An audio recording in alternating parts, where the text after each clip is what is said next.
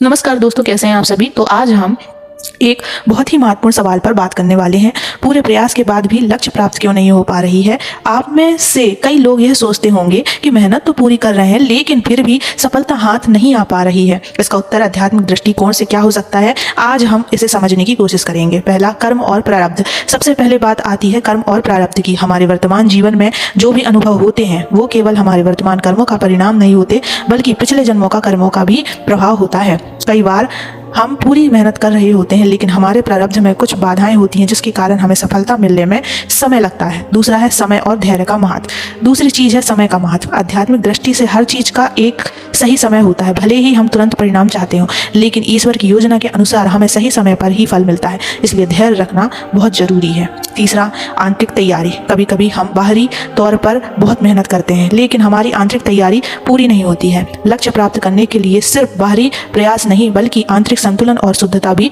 जरूरी है। अगर हम मानसिक रूप से तैयार नहीं है तो बाहरी सफलता भी हमारे लिए टिकाऊ नहीं होती है।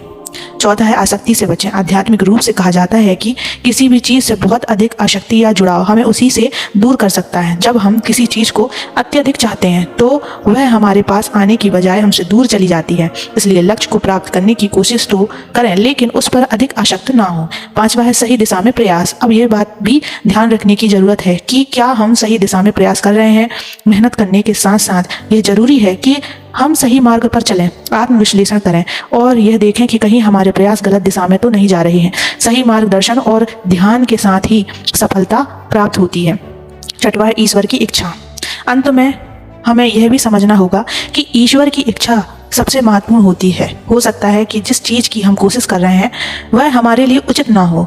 कई बार हम जो चाहते हैं वह हमारी भलाई के लिए नहीं होता, इसलिए ईश्वर हमें वही देते हैं जो हमारे लिए सही होता है। तो दोस्तों, अगर पूरी मेहनत के बाद भी लक्ष्य प्राप्त नहीं हो रहा है तो घबराने की जरूरत नहीं है। धैर्य रखें, अपने प्रयास को सही दिशा में करें और ईश्वर पर भरोसा रखें। यह जरूर सोचें कि शायद जो हम चाहते हैं वह हमें सही समय पर या सही रूप में मिलेगा। अगर आपको यह वीडियो पसंद आया हो तो इसे लाइक करें, शेयर करें और चैनल को सब्सक्राइब करना ना भूलें। आप अपनी राय और सवाल कमेंट बॉक्स में जरूर बताएं। फिर मिलते हैं एक नई वीडियो के साथ। धन्यवाद।